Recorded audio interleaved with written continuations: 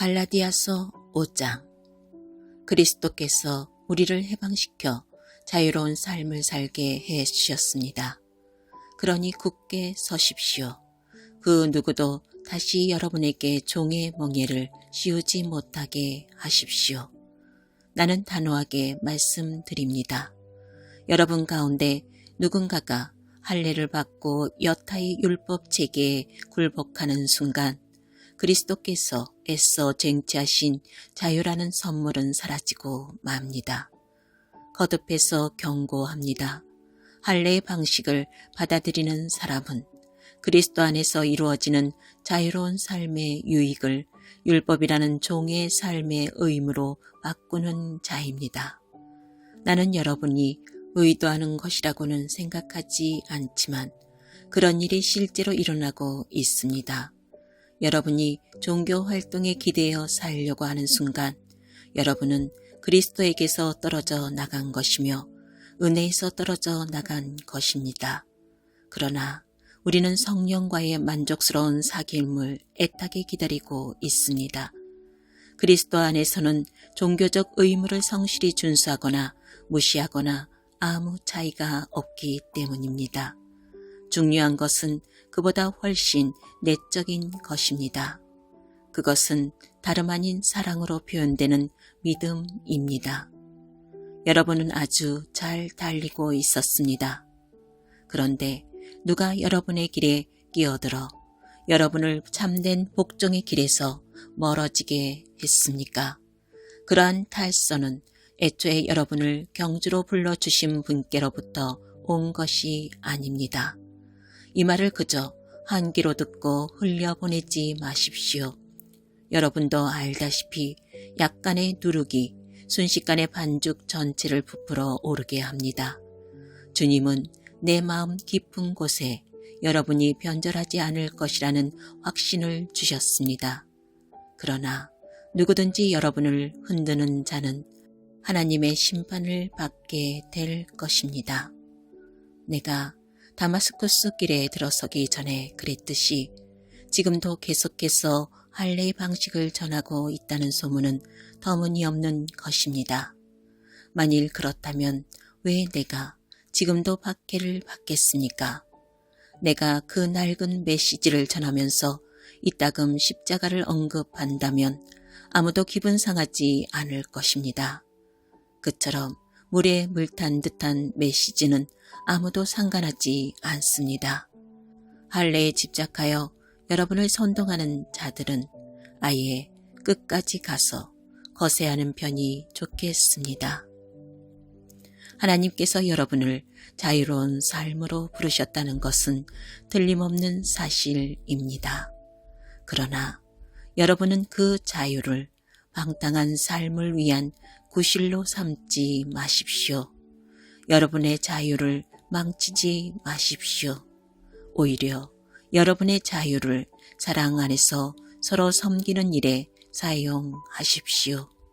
그것이야말로 자유가 자라는 길입니다. 우리가 하나님 말씀에 대해 아는 모든 것을 한 문장으로 요약하면 네 자신을 사랑하듯이 다른 사람을 사랑하라는 것입니다. 이것이야말로 참된 자유의 행위입니다. 여러분이 서로 물어뜯고 핥히면 얼마 못 가서 서로가 파멸할 것이니 조심하십시오. 만일 그렇게 된다면 여러분의 값진 자유가 설 자리가 어디에 있겠습니까?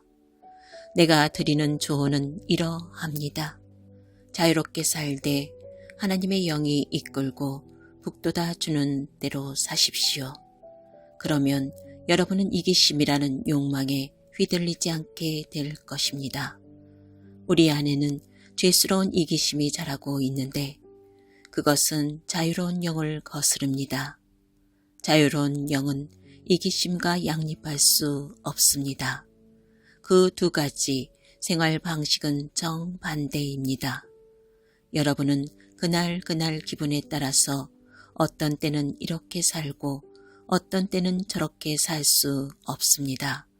성령이 이끄시는 삶을 선택하여 율법이 지배하는 변덕스러운 욕망의 삶에서 빠져나오십시오.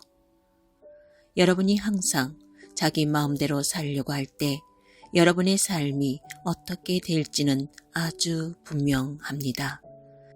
사랑 없이 되풀이되는 값싼 섹스, 악취를 풍기며 쌓이는 정신과 감정의 쓰레기, 과도하게 집착하지만 기쁨 없는 행복, 껍데기 우상들, 마술쇼 같은 종교, 편집증적 외로움, 살벌한 경쟁, 모든 것을 집어 삼키지만 결코 만족할 줄 모르는 욕망, 잔인한 기질, 사랑할 줄도 모르고 사랑받을 줄도 모르는 무력감, 찢겨진 가정과 찢어진 삶, 편협한 마음과 왜곡된 추구, 모든 일을 경쟁자로 여기는 악한 습관, 통제되지도 않고 통제할 수도 없는 중독, 이름뿐인 꼴사나운 공동체 등이 그것입니다.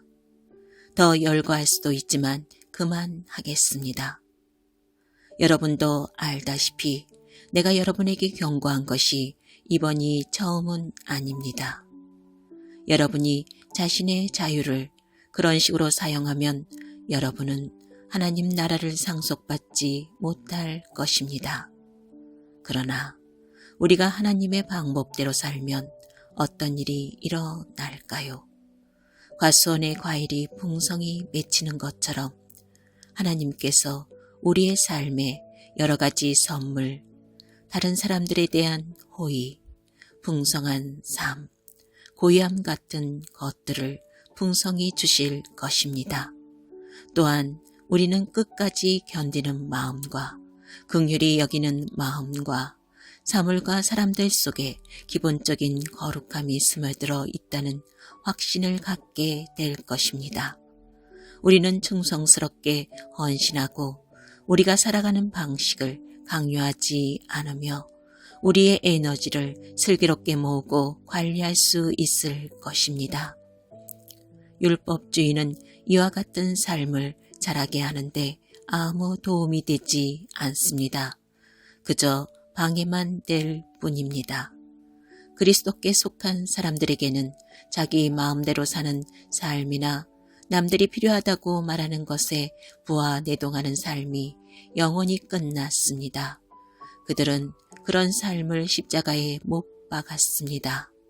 이것이 우리가 선택한 삶, 곧 성령의 인도를 받는 삶이니 그 삶을 그저 머릿속 사상이나 마음속 감정으로 여기지 말고 그 삶에 담긴 뜻을 우리 삶 구석구석에 힘써 적용하십시오. 마치 우리 가운데 누구는 더 낫고 누구는 모자라기라도 한 것처럼 비교하지 말아야 한다는 뜻입니다. 우리에게는 살면서 해야 할 훨씬 흥미로운 일들이 많습니다. 우리는 저마다 하나님의 독특한 작품입니다.